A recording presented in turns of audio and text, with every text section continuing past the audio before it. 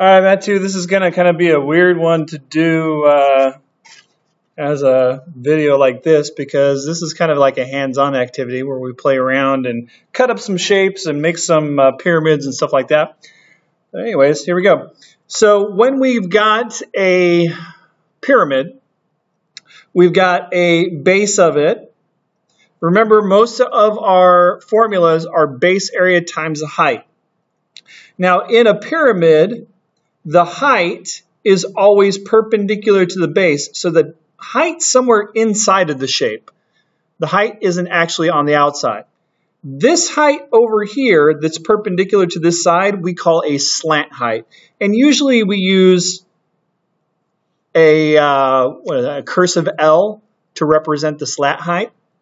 And then we've got a lateral edge over here. So that's the lateral edge. We also call this the lateral face, like that whole side there. So we've got 4 pyramids that I had everybody construct in class.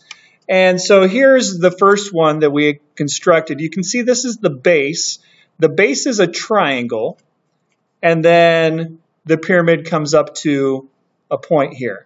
So here we can see this is the lateral height right there. So that's this part out here. The actual height is inside of this shape. We can't see it, but the actual height's inside.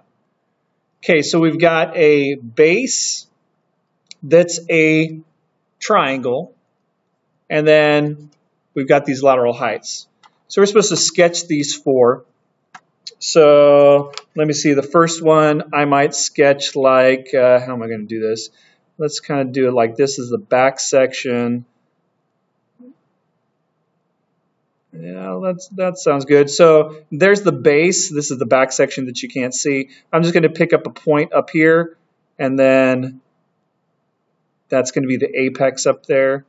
And these are all the other sides coming down to it. So this is the bottom part. That's the A part down here. So that's the first one.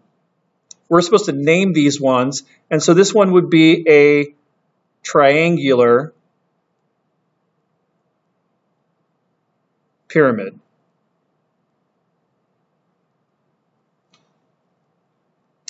All right. The next shape, B, this one has a base that is a square, similar to this one right here. So there's the square. Here's my lateral height right here on the outside of the shape. And so then it all comes up to this point. Again, the actual height is inside of the shape itself. So we've got a base that's a square. So let me see, how would I do this? Usually, so this was A, here's B. So I want to make it look all 3-dimensionally. So I'll do this. I'll pick a point up here.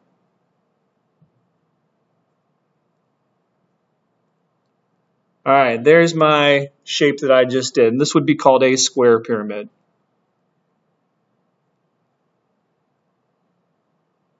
Because the base is a square. All right, the next one, C. Now this one, here's C right here, also has a base that's a square, but here's the big difference. In this one, it's slanted off to the side. We call that oblique. So instead of meeting all at the same point up above, like the last one, like this one right here, so instead of meeting at the one spot up above, it's off to the side, slanted off to the side. Now, according to Calaveri's principle, it should be the same shape. We just have moved the side off over there. So these should still have probably the same volumes, but this one just slanted its height over to the side. Now, its actual height is probably this part over here because it's perpendicular to the base. So I don't know how I'm going to make that one. Let's try it. So start the same way. Okay, its height is over here. Oh yeah, this works. Oh, that was pretty good. I thought I was going to do it. So this would be a oblique I think you spell it like that, square pyramid.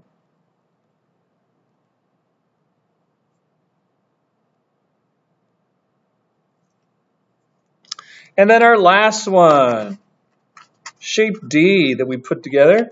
Here you can see the shape D has a base that's a hexagon, and then they all meet up at the top here. Again, the height is inside the shape somewhere, and over here, this is called our slant height over there. All right, so for D, we've got a hexagon. This one's going to be harder to make. Let's do this here.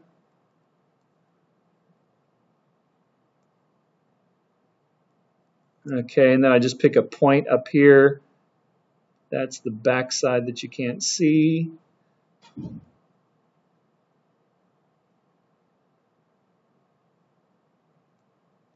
Close enough.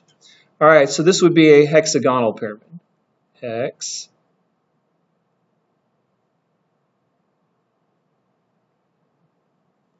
So the names of the pyramids, the first part of the name is always the base, what the shape of the base is.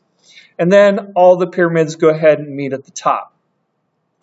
So we have triangular pyramid, square pyramid. This was also a square pyramid, but it was oblique. So instead of the apex being equidistant up there up the top, it's oblique. And then a hexagonal pyramid. All right, so they're all named off of their bases. Now we have to find out, what about the surface area for these ones? So if we're talking about the surface area, we're just going to do one of these. We'll do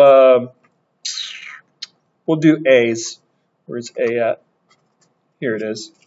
So A, its surface area is 4 different triangles. We've got the triangle on the bottom, and then we've got 1, 2, 3 triangles.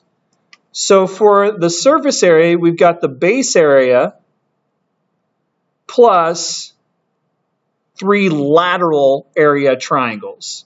So 3 lateral triangle areas.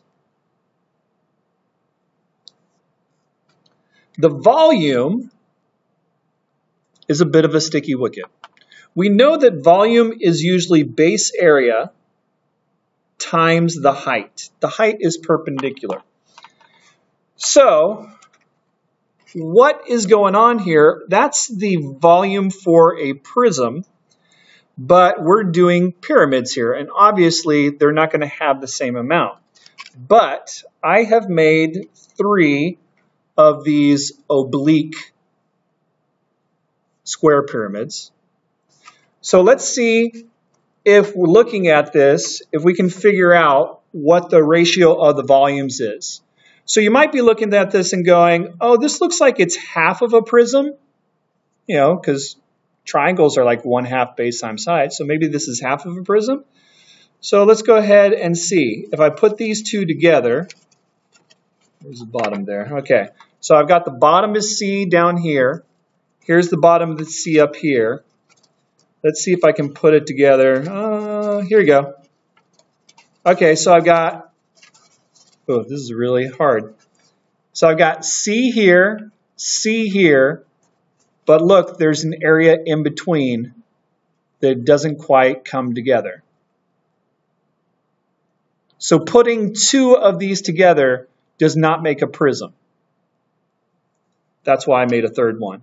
Because if I take this 3rd one and I put it right here, now we have a perfect cube.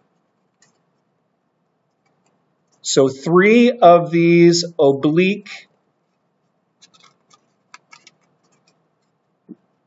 square pyramids have now made a cube, a prism, with a base area of C. So it took 3 of these pyramids to make 1 prism. Remember, the prism is base area times height, and it took 3 of those triangles. Therefore, pyramids are a third of a prism. So our volume formula for a prism is going to be 1/3 instead. You know what? We're going to go ahead and look at here, this one right here. This one might be easier. Here we've got a base area of C. We're just going to do the volume just to save time here. We've got the base area of C. That is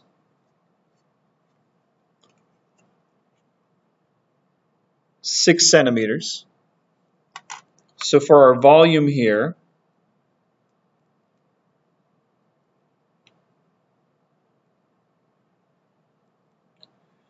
the base area is going to be 36. The height is always perpendicular to the base. So over here, I've got a height of C, or a base of C, and my height over here, since it's oblique, is going to be 6 centimeters. So my height is 6.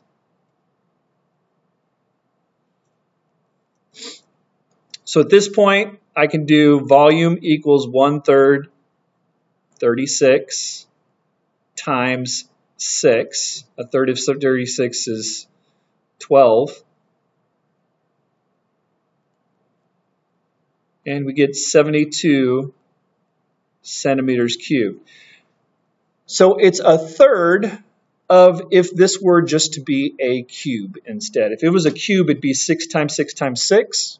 It's at 216 or something like that. But since it's a pyramid, we have found out that pyramids are only 1/3 the size of prisms. Now, if we're doing other shapes, we're going to have to find, like this shape right here, the height is inside of the shape. I'd have to open this thing back up to find out that height inside of there. All right, so we're going to continue this lesson on the next one instead of playing around with these on the screen, which is a little bit hard to do. We'll continue this with our next lesson. All right, math hard. See you later. Bye-bye.